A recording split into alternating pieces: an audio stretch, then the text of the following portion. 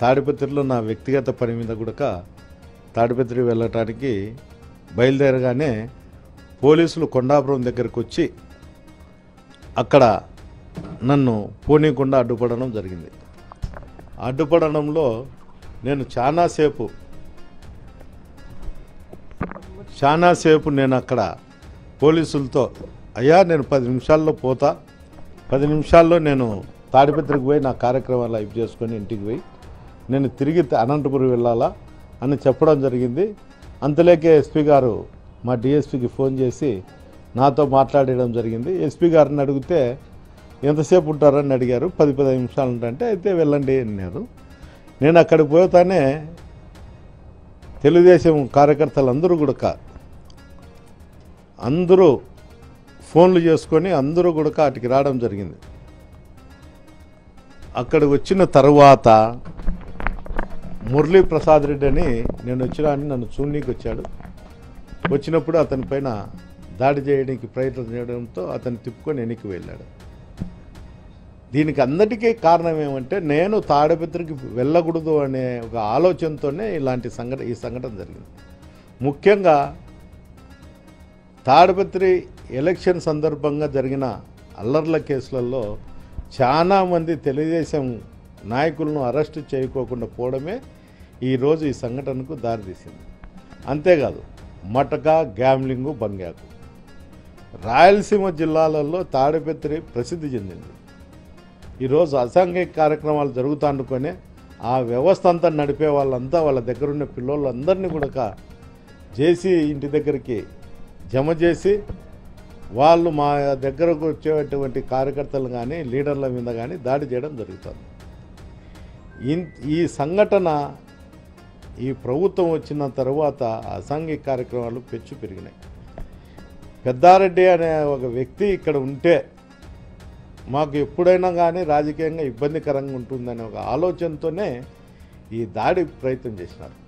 గతంలో కూడా 2006లో కూడా మా సోదరుడు తాడిపత్రిలో కంటెస్ట్ చేసినప్పుడు కూడా అప్పుడు 7,000-8,000తో ఓడిపోవడం జరిగింది ఆరోగ్య కారణాల వల్ల.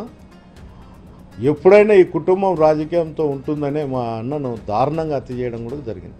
దాంట్లో జేసీ కుటుంబీకులు ముద్దాయిలు కూడా. ఇదే విధంగానే ఇప్పుడు మళ్ళా అధికారం లేదు, అధికారం లేనప్పుడే నన్ను ఏదో రూపకంగా లొంగ తీసుకోవాలనే ఒక ప్రయత్నంతోనే వైఎస్ఆర్సీపీ నాయకుల మీద దాడి చేయడం జరుగుతుంది. ఇలాంటివన్నీ మళ్ళా జరగకూడదు అనుకుంటే తట్టుకుంటే ఈ అసాంఘిక కార్యక్రమాల మీద పోలీస్ అధికారులు గట్టి చర్యలు తీసుకోవాలా. ఈరోజు జరిగిన మురళీ ప్రసాద్ రెడ్డి ఇంటి మీద జరిగినది చాలా బాధాకరం. నాకు మంచి మిత్రుడు, అలాంటి వాని మీద జరగడం నేను చాలా చింతించుతాండా. అంతేకాదు గతంలో కూడా అతని ఇంటి మీద జేసీ కుటుంబీకులే దాడి చేయడం జరిగింది. ఇట్లా ఒకరి ఇండ్ల మీద పోయి దాడి చేయడం అనేది చాలా నీచమైన సంస్కృతి. అతనేమో అతని ఇంటి మీదకో పోతే నేను వాని కథ చూస్తా, ఈ గడ్డంలో ఒక చరిత్ర ఉంది అని చెప్తారు. అంటే అందరికీ అందరి చరిత్ర అందరి దగ్గర కూడా ఉంటాయి.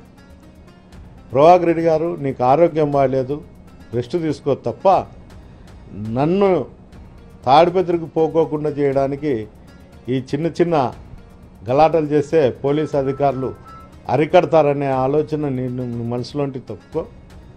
నేను ఖచ్చితంగా తాడిపత్రిలో వైఎస్ఆర్సీపీ నాయకులకు కార్యకర్తల కోసం నేను పనిచేస్తా. నా ఊపిరి ఉన్నంత వరకు తాడిపత్రిలోనే ఉంటా అని కూడా ఈ సందర్భంగా ఇంటి మీద దాడి జరిగినప్పుడు అతని చంపాలనే ప్రయత్నం చేసినప్పుడు ఆత్మరక్షణ కోసం అతను తీసుకుండొచ్చు. అతనికి లైసెన్స్ వెపన్ అది, అతనేం తీసుకున్నాడు. ఫైర్ చేసినట్లు కూడా ఎక్కడ కూడా నాకు తెలిసి ఎక్కడా లేదు. తీసుకున్నాడు కాబట్టి అతను ఈరోజు బతికున్నాడు అనేది నేను చెప్పగలుగుతా. ఏదేమైనా మురళీ ప్రసాద్ రెడ్డి కోసము మా కాన్షియన్స్లో ఉండేటువంటి వైఎస్ఆర్సీపీ నాయకులు కూడా తోడుంటాడని కూడా ఈ సందర్భంగా తెలిపారు. మళ్ళీ వెళ్తా, నేను ఎస్పీ గారిని అడుగుతా, ఎస్పీ గారు పర్మిషన్ తీసుకొని నేను మళ్ళీ కూడా తాడిపత్రికి వెళ్తా. అదే కదా ఇప్పుడు ఆ ఆలోచనతోనే నేను హ్యూమన్ రైట్స్ కూడా నేను కేసు పెట్టినా. నేను హ్యూమన్ రైట్స్ పెట్టినప్పుడు కూడా ఇద్దరు నా దగ్గర మెసేజ్ కూడా వచ్చింది వాళ్ళకు